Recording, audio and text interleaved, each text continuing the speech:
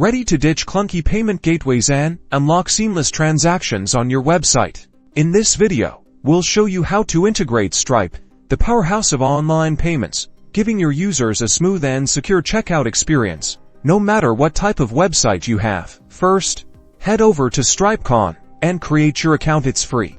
Once you're signed up, grab your API keys from the developer dashboard, making sure to keep them safe and secure. Next, craft a payment form on your website using HTML. Include fields for the customer's card number, expiration date, and CVC. Stripe provides helpful code examples you can copy and paste, or you can customize to match your website's style. Now, bring your payment form to life.